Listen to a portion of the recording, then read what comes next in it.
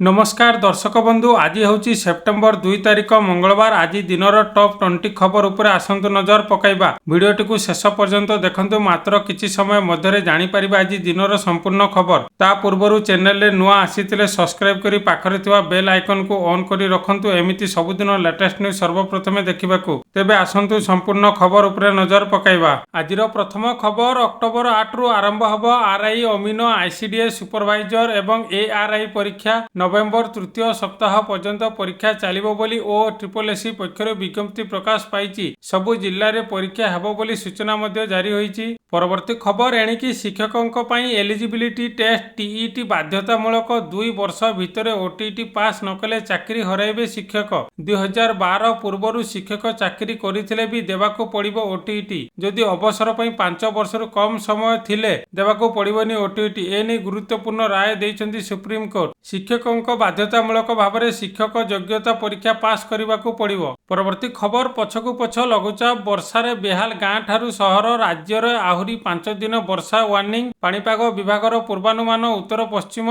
बंगोपसागर सक्रिय लघुचाप फल आगामी 5 दिन जाए राज्य में प्रबल वर्षा संभावना रही। उत्तर और उपकूल ओडिशा रे 24 घंटा भितर प्रबल वर्षा नहीं मध्य सतर्क करिछि आंचलिक पाणीपाग केन्द्र। झारसुगुड़ा सुंदरगढ़ संबलपुर और देवगढ़ एही 4टी जिल्ला रे रेड अलर्ट जारी करिछि आंचलिक पाणीपाग केन्द्र। नवरंगपुर कोरापुट केन्दुझर अनुगुल ढेंकानाल कटक खोर्धा पुरी एही 8टी जिल्ला को ऑरेंज वार्निंग जारी कराइछि। परवर्ती खबर एणिकी ओडिशा यात्री आप सहायता रे किनि पारिबे आम बस एवं चिलिका बोटिंग रो टिकेट। पर्यटक एवं यात्री अनुभव को अधिक सुखकर एवं सहज करने उद्देश्य रे एही नूतन सुविधा को आप रे अंतर्भुक्त कराइछि। समस्त एंड्रॉयड फोन रे एही आप उपलब्ध हेबो एवं एहा सहित यात्री मतामत को भित्ति करी टिकेट बुकिंग व्यवस्था रे मध्य आवश्यक सुधार आणाजिवो। एही डिजिटल प्लेटफॉर्म सहायता रे बस सेवा एवं बोटिंग गोटे जगह उपलब्ध होई परिबो। परवर्ती खबर एथर लोकंकु मिलिबो नुआ भोटर आईडी कार्ड, नुआ परिचय पत्र देबे निर्वाचन आयोग। जेउ जेउ जगह रे एबे निर्वाचन कमिशन एसआईआर करिवे तापरे सेठारे भोटर माननकु नुआ भोटर परिचय पत्र दियाजिवो। एने जातीय गणमाध्यम रे रिपोर्ट प्रकाश पाइछि। निर्वाचन आयोगर सूत्ररु प्रकाशित रिपोर्ट मुताबक बिहार एसआईआर समय भोटर माननकु नुआ फोटो अपडेट करने को कहा जायछि, जहाके नुआ भोटर आईडी कार्ड तैयारी समय रे व्यवहार हेबो बोली कहा जायछि। परवर्ती खबर ओडिशा रे 5000 टंका रे लोकंकु मिलिबो 1 किलोवाट रो ULA utility led aggregation model solar बिजुली संजोग।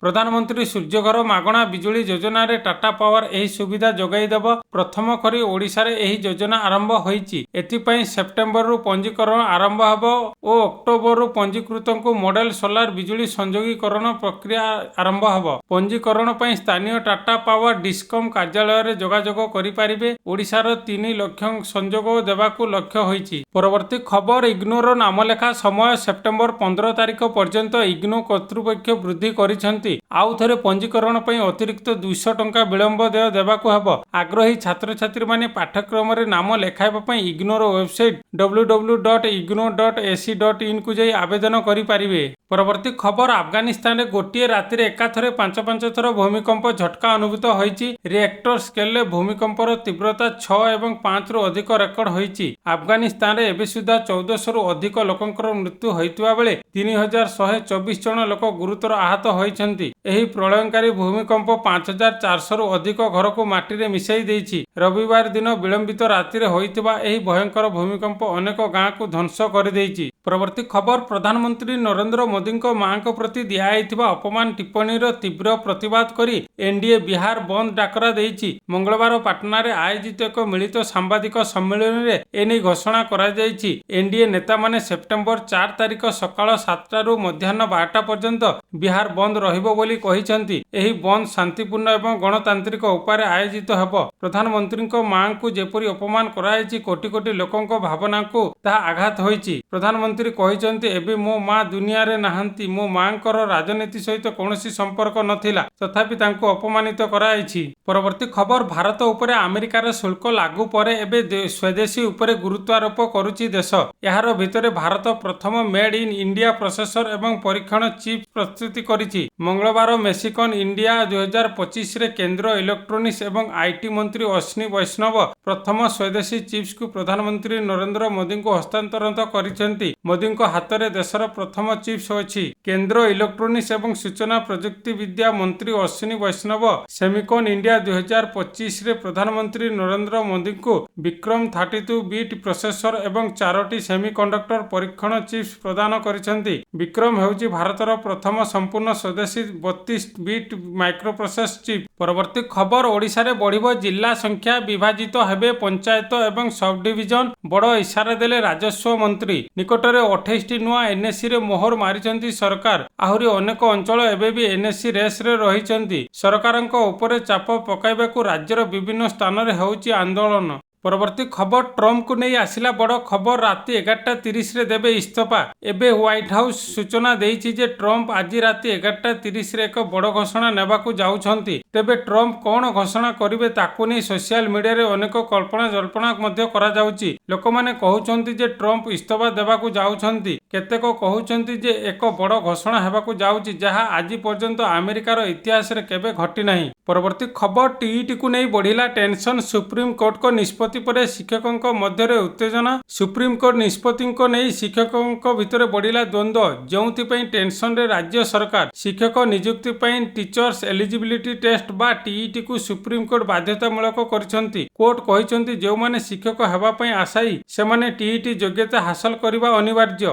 ଏଥିସହ ବର୍ତ୍ତମାନ ଶିକ୍ଷକତା କରୁଥିବା ଶିକ୍ଷକମାନେ ପଦୋନ୍ନତ ପାଇବା ପାଇଁ ଟିଇଟି ଯୋଗ୍ୟତା ହାସଲ କରିବା ବାଧ୍ୟତାମୂଳକ, ଯାହାକୁ ନେଇ ବିବାଦ ଉପୁଜିଲାଣି। ଶିକ୍ଷକ ସମାଜ ଏହା ବିରୋଧରେ ସ୍ୱର ଉତ୍ତୋଳନ କରୁଥିବାରୁ ବାଧ୍ୟ ହୋଇ ସରକାର ତର୍ଜମା କରିବାକୁ ଅଣ୍ଟା ଭିଡ଼ିଛନ୍ତି। ପରବର୍ତ୍ତୀ ଖବର, ଉପର ମୁଣ୍ଡରେ ପ୍ରବଳ ବର୍ଷା ଯୋଗୁଁ ହୀରାକୁଦ ଡ୍ୟାମର ଜଳସ୍ତର ବଢୁଥିବାରୁ ଖୋଲିଲା ଆଉ 4ଟି ଗେଟ୍। ମୋଟ 6ଟି ଗେଟ୍ ଦେଇ ହୀରାକୁଦ ଡ୍ୟାମରୁ ଜଳ ନିଷ୍କାସନ କରାଯାଉଛି। 2ଟି ଗେଟ୍ ଖୋଲିଥିବା ବେଳେ ଜଳଭଣ୍ଡାରର ସ୍ତର 626.37 ଫୁଟ ରହିଥିଲା। ପ୍ରତି ସେକେଣ୍ଡରେ ଜଳ ଭଣ୍ଡାରକୁ ପ୍ରବେଶ କରୁଥିଲା 74.472 କ୍ୟୁସେକ୍ ଜଳ। ପରବର୍ତ୍ତୀ ଖବର, 2026 ଟି20 ବିଶ୍ୱକପ୍ ପୂର୍ବରୁ କଙ୍ଗାରୁ ଟିମ୍କୁ ବଡ଼ ଝଟକା।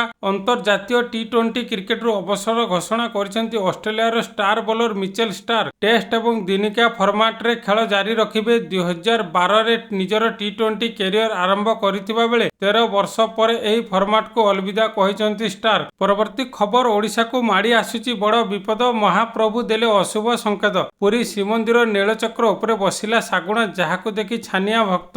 ଅନେକ ଏହାକୁ ମହାପ୍ରଭୁଙ୍କ ଅଶୁଭ ସଂକେତ ବୋଲି କହୁଛନ୍ତି। ରିପୋର୍ଟ ଅନୁସାରେ ଶାଗୁଣାଟି ପ୍ରଭୁ ଜଗନ୍ନାଥ ମନ୍ଦିର ଉପରେ କିଛି ସମୟ ପାଇଁ ଉଡ଼ିଥିଲା ଏବଂ ତାପରେ ପତିତପାବନ ବାନା ଉପରେ କିଛି ସମୟ ପାଇଁ ବିଶ୍ରାମ ନେଇଥିଲା। ତ ଦର୍ଶକ ବନ୍ଧୁ, ଏ ଥିଲା ଆଜି ସକାଳର କେତୋଟି ଗୁରୁତ୍ୱପୂର୍ଣ୍ଣ ଖବର। ଯଦି ଭିଡ଼ିଓଟି ଭଲ ଲାଗିଛି ଲାଇକ୍ କରିବା ସହିତ ଆମ ଚ୍ୟାନେଲକୁ ସବସ୍କ୍ରାଇବ୍ କରନ୍ତୁ। ଭିଡ଼ିଓଟି ସମ୍ପୂର୍ଣ୍ଣ ଦେଖିଥିବାରୁ ଆପଣଙ୍କୁ ବହୁତ ବହୁତ ଧନ୍ୟବାଦ।